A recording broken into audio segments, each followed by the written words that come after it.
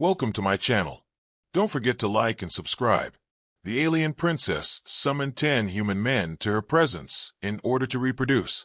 The summons arrived without explanation, a ripple of light that flickered into existence above the bunks of 10 bewildered men.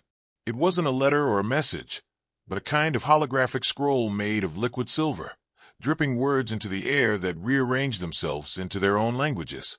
The voice that followed was like a chord of instruments played all at once, commanding but trembling, as though the note were about to break.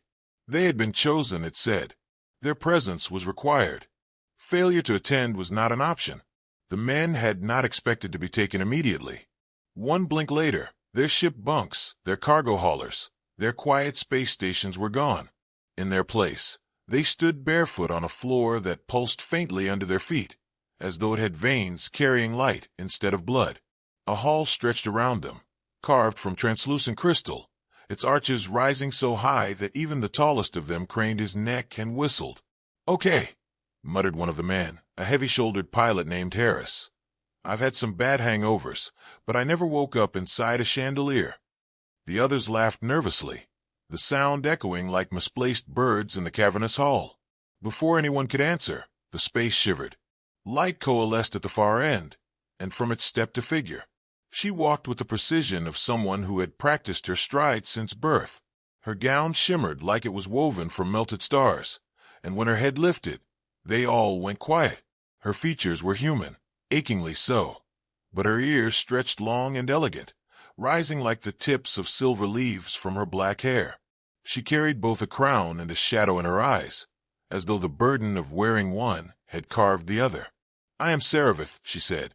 Her voice didn't echo, it resonated, filling the room like it was speaking directly through the crystal itself. "Princess of the Erythran line, last daughter of a house that has guarded this world for centuries. You have been summoned not for privilege, but for survival." A pause followed, heavy and expectant. One of the men, lanky and wide-eyed, raised his hand hesitantly. "Hi. Just to clarify, this isn't, like, jury duty, right? Because if it is, I'm legally allowed to say I'm biased." A ripple of laughter cut through the tension. Even Seravith blinked, her solemnity cracking for a fraction of a second before she mastered it again. "My people are dying," she continued. "Our seed has turned barren. Our songs fade with each passing cycle. We have tried the arts of science, of alchemy, of machine, yet nothing restores what was lost. Only through the blood of your kind may our line continue." The men shifted uneasily, glancing at one another. Harris cleared his throat. "So this is like interstellar matchmaking? Because I gotta say, Princess, your planet skipped all the small talk." "Yeah," another chimed in, a bearded engineer named Price. "Usually we get dinner first, or at least a questionnaire. Favorite movies, allergies, stuff like that." Again, laughter softened the edges of dread. Seravith didn't laugh, but her ears twitched, an involuntary motion, delicate as the flick of a cat's tail. "You believe this is humor," she said, almost wistfully. "Yet your laughter is what drew me to your kind. Even now, as I tell you the death of my people, you answer with absurdity. Perhaps that absurdity is what we lack." The men exchanged looks, sobered by the weight in her tone. But the spell didn't last long. "So," Price ventured, scratching his beard, "you're saying we're basically here for reproduction duty? Like galactic farm hands? Because I gotta warn you, I kill houseplants." A few groans followed, but Seravith raised her hand, and the hall fell silent. "This is no jest. You are here to decide the fate of more than yourselves. For in your veins lies a chance at rebirth. Without you, my people will vanish into dust." The silence stretched this time, longer, heavier. The crystalline walls seemed to vibrate with her words, as if the palace itself mourned. Finally, a quiet voice broke the stillness. It belonged to a man who had stood back from the rest, watching with calm, steady eyes. "If I'm chosen," he said, "then let it be for more than just your bloodline." Seravith's gaze shifted to him, and for the first time her composure faltered. She looked at him not as a queen to a subject, but as a woman caught between command and fear. He did not look away. Behind them, Harris muttered, Well, there goes the dramatic line of the century. Hard to top that, boys. The laughter returned, nervous, but necessary. And so it began. 10 men, 1 alien princess, and a hall of crystal that hummed like a living witness to a bargain none of them had truly yet understood. The palace did not sleep. When night came, if such a thing could be called night beneath 2 moons, the crystal walls shifted color, sliding from pale blue into deep violet, humming faintly as though the structure were alive and dreaming. The men were given chambers, each with beds that adjusted to their bodies and windows that opened to skies crowded with silver streaks of energy. None of them rested easily. Some lay awake, staring at alien constellations. Others whispered jokes to keep the dread from thickening. Harris declared that if he woke up pregnant, he was suing someone. Price countered that if Harris was the one carrying the child, humanity's contribution to the galaxy was already doomed. By morning, Seravith summoned them again. They gathered in the central hall, rubbing sleep from their eyes, some still in half-buttoned tunics, one carrying a pillow under his arm as though it were a shield. The princess stood at the head of a long table of glassy stone, upon which dishes had already appeared. Plates shifted and reformed as though they were being woven from light itself, carrying fruits that glowed faintly, meat that shimmered with golden flecks, and cups that poured themselves with liquid as pale as moonlight. One of the men hesitated before sitting. "Just checking," he said, poking at a glowing fruit with suspicion. "This isn't going to hatch and crawl up my arm, is it?" Seravith tilted her head. "No, that is a celestial plum. It has already surrendered its song." "That's comforting," Price muttered, "because nothing says safe breakfast like a fruit that apparently sings before you kill it." Despite their doubts, hunger won out. The men ate, tentatively at first, then greedily, discovering that alien food, for all its strange glow and shifting textures, was delicious. The liquid in the cups tasted like cold starlight mixed with honey, and by the 3rd cup Harris was laughing too loudly, boasting that he was ready to save the princess's people personally and immediately, preferably in private. Seravith's ears twitched, her expression unreadable, though there was the faintest flicker of amusement around her mouth. "You speak boldly," she said. "Boldness is my specialty." Harris grinned. "That and charming royalty. I once dated a barmaid who swore she was descended from a duke. Same thing, right?" The table roared with laughter, even Seravith's voice slipping into a low, melodic chuckle.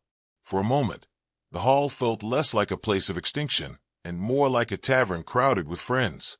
After the meal, she led them beyond the hall, through corridors where the walls bent like liquid glass, and the floors pulsed underfoot. They stepped outside onto terraces overlooking the city. What they saw silenced even the most talkative among them. Towers of translucent stone reached for the sky, but stood cracked and empty. Gardens glowed faintly in the moonlight, but no voices sang, no footsteps stirred. The city stretched wide, yet not a soul moved within it. "My people sleep," Seravith said, her voice quieter now. "Some in stasis, waiting for renewal. Others have gone beyond waiting." Price scratched his beard uneasily. "So just us, huh? 10 guys, 1 princess, and an entire ghost city. Sounds like the start of a bad joke." 10 guys walk into a crystal palace," Harris added. "Only 9 walk out, because 1 gets vaporized for saying something stupid." "Which one?" someone asked. "Obviously me," Harris shrugged. "But at least I go out entertaining." The men laughed again, but the silence of the city pressed against them. The towers seemed to listen. Seravith stopped at the edge of a terrace, her gown brushing the floor like liquid metal. "This is why I summoned you. Not for myself alone, but for all that you see. Our cities are empty. Our halls echo. My people dwindle in silence. If nothing is done, the stars will erase us." The men shifted uncomfortably, looking out at the vast city that was no more than a monument to absence. One of them asked quietly, "And if we fail?" "Then this will all remain as you see it," Seravith replied, a memory carved in stone. They stood in silence, the weight of her words stretching across the terrace like another shadow. Finally, Harris clapped his hands together. "Well, no pressure.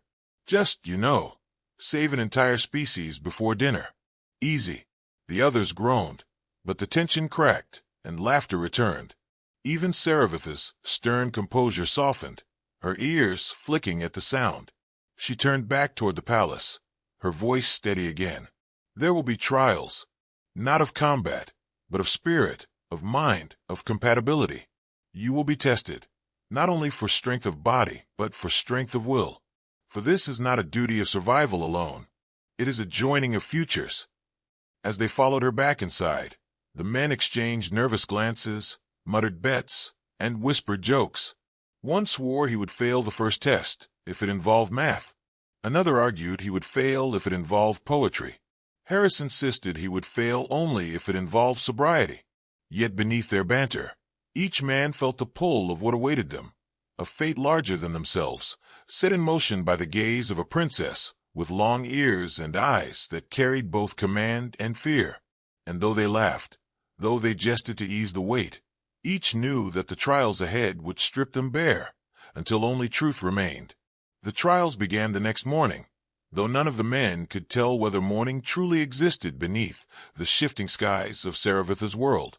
They were led to a chamber deep beneath the palace, its entrance sealed by doors that seemed grown rather than built. The air carried a vibration, low and steady, as though the walls themselves were waiting. Seravith stood before them, her posture as regal as ever, though her eyes held something more fragile. "This is the chamber of resonance," she said. "It will test not your bodies, but your minds. You will be shown what you fear most, what you desire most, and what you are truly made of. Only those who face themselves honestly can endure." Harris raised a hand. "Just to clarify, this isn't going to involve me reliving my ex-wife's karaoke nights, is it? Because I wouldn't survive that." The others chuckled, and even Seravith's ears twitched in something close to amusement. "You may find it worse than song," she said. The doors opened with a sigh, and they entered one by one. Inside, the chamber swallowed each man in turn, surrounding them with shifting light. For some, the illusions came immediately, visions woven from memory and imagination. Price found himself standing in a workshop, tools scattered, machines humming. His father stood before him, the man who had always told him he'd never build anything worth keeping. The vision whispered, "You are nothing without guidance." Yet in the corner of his eye, Price saw the shimmer of alien towers, the chance to craft something no human hands had ever touched. He laughed, shaking his head. "Even my hallucinations underestimate me." The illusion cracked, shattering like glass. Harris, by contrast, stood on a battlefield of smoke and steel. His old squad surrounded him, faces of men he had lost in a war long finished. The vision blamed him, cursed him, told him he was not worthy of saving anyone, let alone an entire species. Harris spat back. "If you guys are ghosts, then at least help me with the princess instead of haunting me. She's terrifying." The memory of his fallen comrades laughed, and with that sound the smoke dissolved, leaving him standing alone but unbroken. Other men faced visions of their failures, their regrets, their secret shames. One found himself drowning in silence. Another saw his own reflection aged and broken. Yet each, in their own way, managed to stumble through. When the last of them emerged, pale and sweating but alive, they found Seravith waiting. She regarded them with quiet curiosity. "You endure," she said simply. "Few could. Endure." Harris groaned. "Princess, I just survived my mother's cooking in holographic form. That's not endurance, that's trauma." The men laughed, though their voices were hoarse, and the chamber seemed lighter for it. The second trial was less forgiving. Seravith led them to a platform at the edge of the city. Below stretched a chasm glowing with threads of pure energy. Bridges appeared and disappeared, flickering into existence only to vanish again. "This is the path of continuance," Seravith explained. "You must cross without falling. It is not strength of muscle that will save you, but trust in rhythm. The bridges respond not to calculation, but to belief." The men exchanged looks. "Belief," Price muttered. "So we're supposed to what? Believe we're not falling to our deaths?" "Exactly," Seravith replied, her tone calm. One by one they tried. Harris went first, leaping onto a bridge that shimmered beneath his boots. He shouted over his shoulder, "See? Easy. Just." The bridge vanished, and he plummeted with a scream, only to be caught by a pulse of light that threw him back to the platform, singed and swearing. "Easy," he coughed. "Just like I said." The others laughed, then took their turns. Some stumbled, some fell. Each returned by the light, battered but alive. Price muttered calculations under his breath, only to fall halfway across. Another tried closing his eyes, humming as if the rhythm might answer him, and somehow made it all the way. Harris accused him of cheating. Hours passed, filled with curses, laughter, and near-death tumbles. Finally, each man managed the crossing, though none could quite explain how. Seravith watched them, her expression unreadable. Yet when Harris collapsed dramatically at her feet, gasping, "Princess, I demand a medal for bravery, or at least a beer," she allowed herself a small smile. "You will have neither," she said. "Not yet." By the time they returned to the palace, the men were exhausted, their bodies aching though their spirits oddly lighter. The trials had not broken them. If anything, they had drawn them closer together, their laughter sharper, their jokes louder. That night, as they sat in their chambers nursing bruises and mocking each other's failures, one of them spoke the thought that lingered in all their minds. "If this is just the beginning, what in the stars is she going to ask of us next?" The room fell silent for a moment before Harris groaned. "Whatever it is, I hope it doesn't involve more walking. My legs are negotiating a surrender." The laughter returned, filling the crystal walls, echoing against the silence of a city that had forgotten how to laugh. Somewhere in the distance, Seravith listened, her ears twitching at the sound, her heart both steadied and unsettled by the strange resilience of human absurdity. The fourth trial was unlike the others. No glowing bridges, no illusions of memory, no chasms that laughed when you fell. Instead, Seravith led them into a chamber that pulsed with slow, steady light, the air thick with soundless vibration. At the center stood a ring of floating orbs, each turning on invisible axes. They hummed faintly, weaving threads of energy between themselves until the entire circle looked like a net spun from starlight. "This is the Chamber of Concord," Seravith said. "It will not test strength or fear. It will test harmony. You must align with one another, or the resonance will break you apart." "Break us apart?" Harris asked, eyeing the orbs. "As in metaphorically, or as in explode into scraps?" "Both," she answered without hesitation. The men stared at each other. Harris groaned. "Well, boys, it's been nice knowing you. Remember me as a hero when my atoms scatter across the galaxy." They stepped into the ring. At once, the orbs flared with light, casting beams that struck each man in turn. The floor shifted beneath them, patterns of energy forming with each step.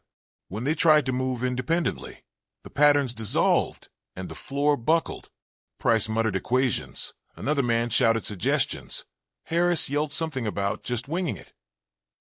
The result was chaos. The orbs pulsed brighter, the air growing heavy.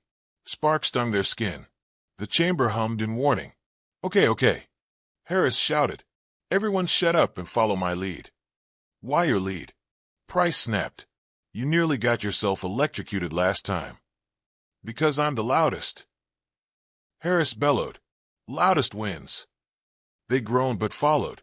Surprisingly, when Harris began stamping his feet in a ridiculous rhythm, the orbs responded, their hum shifting to match.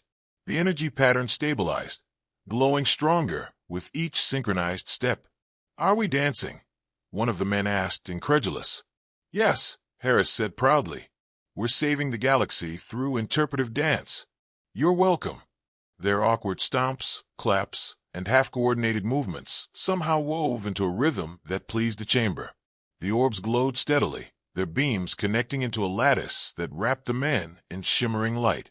The vibration deepened, resonating not only in the walls, but in their bones, in their hearts, until the laughter that broke out among them carried the same rhythm. The light burst outward, harmless this time, and the orbs faded. The trial was complete. Seravith stepped forward, her eyes lingering on them longer than before. "You are unexpected," she murmured. Where others would collapse in discord, you create harmony through chaos. You endure not by silence, but by noise. Harris bowed dramatically. Noise is my specialty, Your Highness. You've probably noticed. The others laughed, shaking their heads, but there was a strange pride in their exhaustion. Later, when the men retired to their chambers, one remained behind.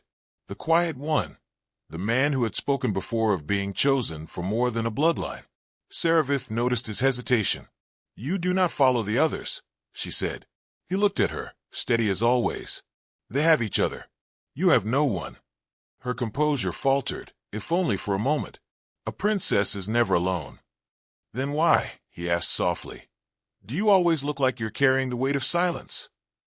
She turned away, her long ears trembling slightly. Because silence is all that remains of my people.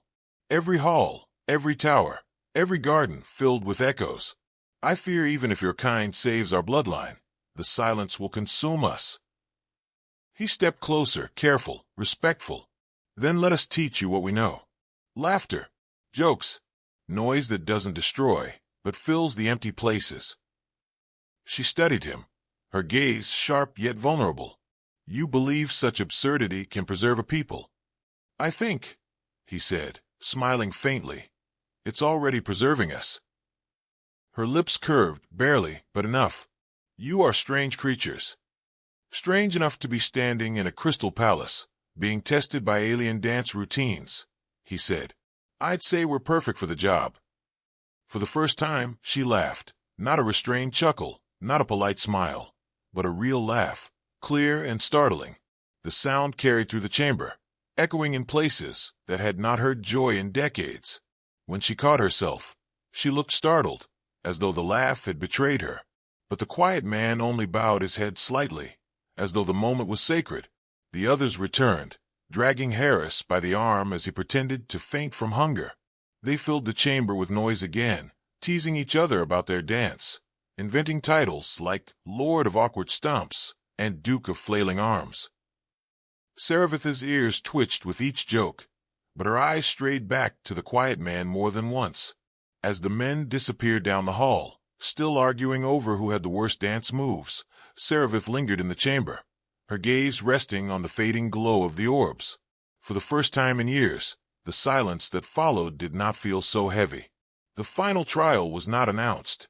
No chamber opened, no glowing orbs awaited. No illusions rose to test their minds. Instead, Seravith summoned them to the great hall where their journey had begun. The crystal walls glowed faintly, as if the palace itself sensed what was about to pass. The 10 men stood together, bruised from falls, sore from alien dances, still ribbing each other about who had screamed the loudest in the resonance chamber.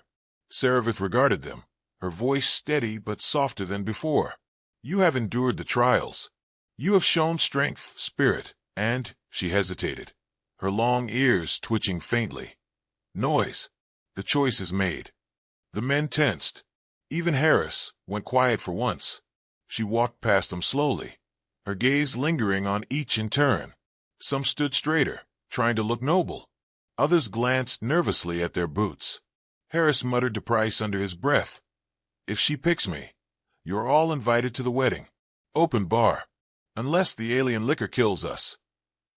Finally, she stopped before the quiet man, the one who had spoken not of bloodlines, but of more.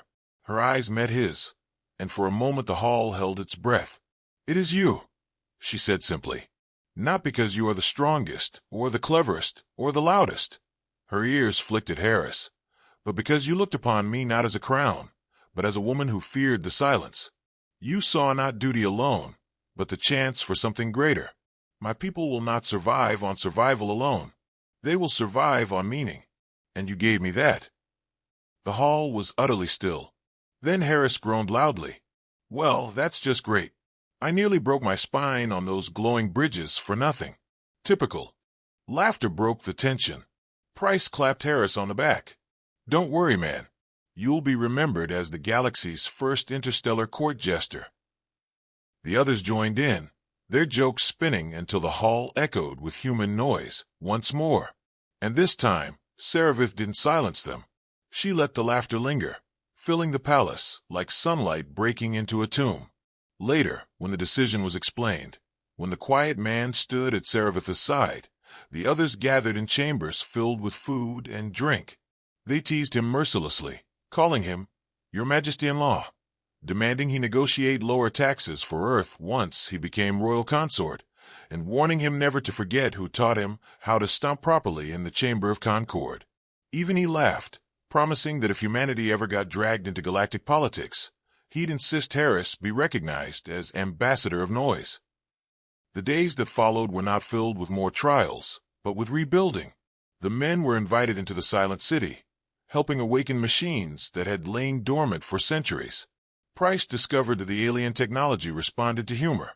When he muttered sarcastic complaints, the machines flickered to life, as though they had been waiting for irreverence. Harris led expeditions into abandoned towers, returning with treasures and stories, insisting every cracked chair was ancient royal furniture, and therefore his by right. Even the others, once wary and silent, began to find their own roles, their own ways to fill the quiet spaces with voices. And Seravith, she changed too. The woman who had first stood trembling behind command began to walk lighter. Her laugh, once rare, became frequent, her voice carrying not only orders but warmth. She still carried the weight of people, but now she carried it with others beside her.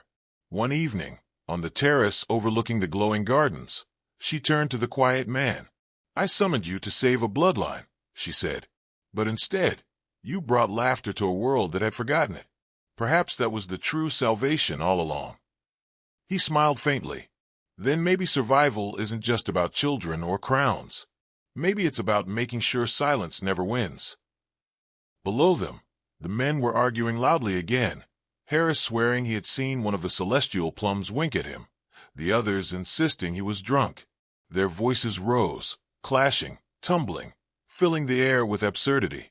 Seravith laughed again, the sound carrying across the terraces, across the towers, echoing into places where silence had once ruled. For the first time in centuries, the city did not feel like a monument to what had been lost. It felt alive. The story of the 10 men and the alien princess spread across the stars, though each retelling grew stranger. Some said the humans had defeated monsters. Others claimed they had wrestled with gods. But those who had lived it knew the truth. They had not saved a people by swords or science alone. They had saved them by refusing to surrender their noise, their humor, their absurdity in the face of extinction. And the quiet man, now bound to Seravith, walked with her not as a chosen savior, but as a partner who had once whispered, "Let it be for more than just your bloodline." It always would be, the Yendi.